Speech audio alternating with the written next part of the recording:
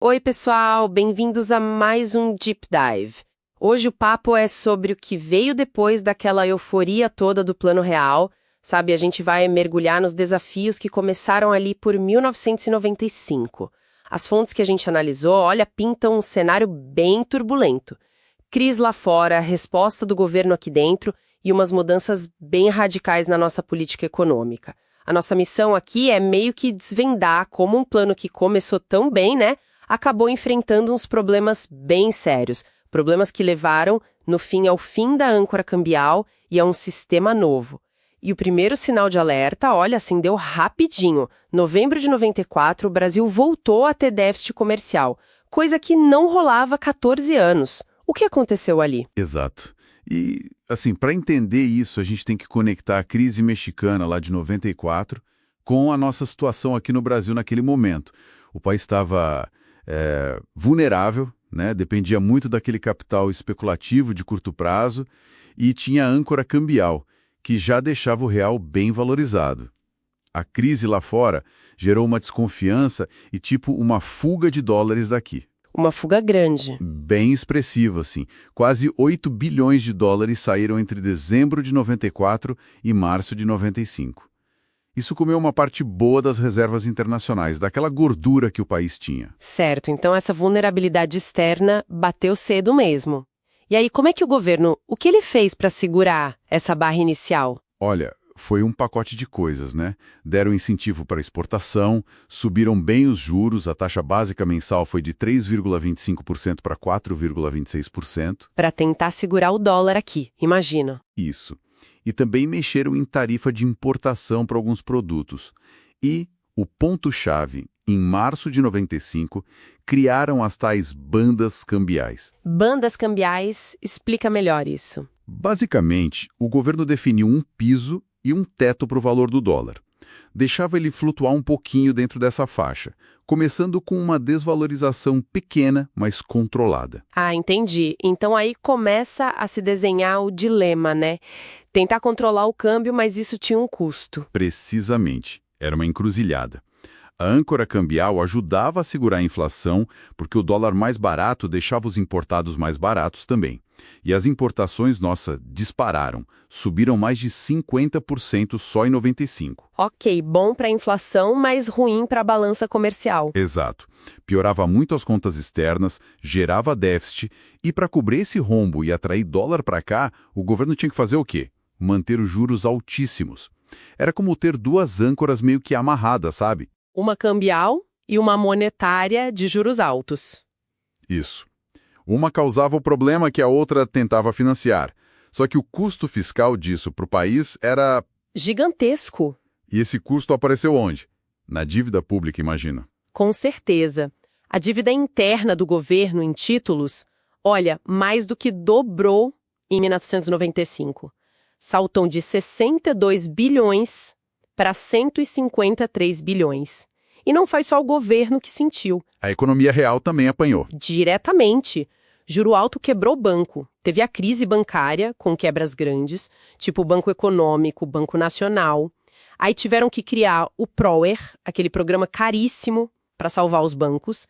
As empresas viram o lucro cair quase pela metade. A indústria deu uma freada brusca. E um detalhe, se você tirasse o efeito dos importados baratos e das tarifas que o governo segurava, a inflação interna mesmo ainda era alta. Mostrava que o controle era meio frágil. E teve mais coisa, né? Desindustrialização. Também. A indústria começou a perder participação na economia, esse processo se acelerou ali. Nossa, um cenário já bem complicado. E aí veio mais um tranco de fora, a crise asiática em 97. O que fizeram? A mesma receita. Foi mais do mesmo, só que assim, numa dose muito mais forte. O governo dobrou a taxa básica de juros, chegou a absurdos 43% ao ano. 43%. Pois é, e aumentou imposto, cortou gasto.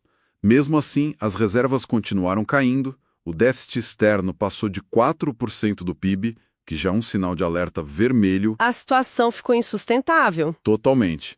Isso levou ao primeiro grande acordo com o FMI, em 1998.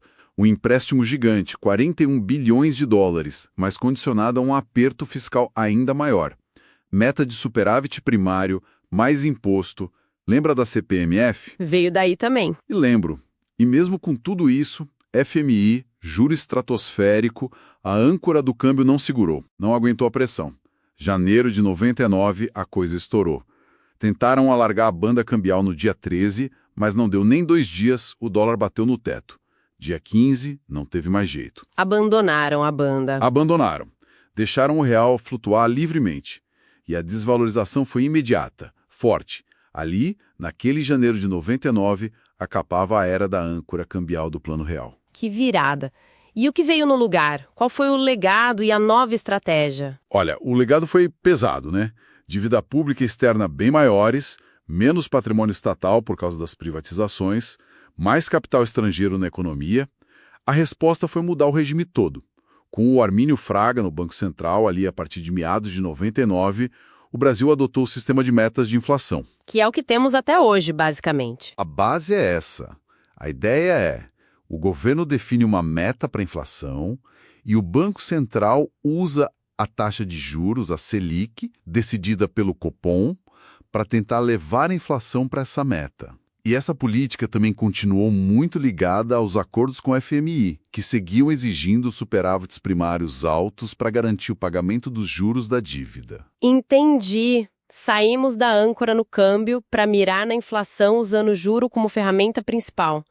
E o resultado desse novo arranjo? Se a gente olhar até o fim de 2002, como foi? Os resultados foram, digamos, mistos. O crescimento da economia foi bem baixo. Média de só 2,3% ao ano entre 95 e 2002. Pior que na década perdida dos anos 80. Sério? Pior que nos anos 80? Em termos de crescimento médio anual, sim. O emprego na indústria também sofreu muito, caiu bastante. E o mais irônico... O quê? A inflação, o problema que o real veio para resolver. Ela começou a voltar com força no finalzinho do governo FHC.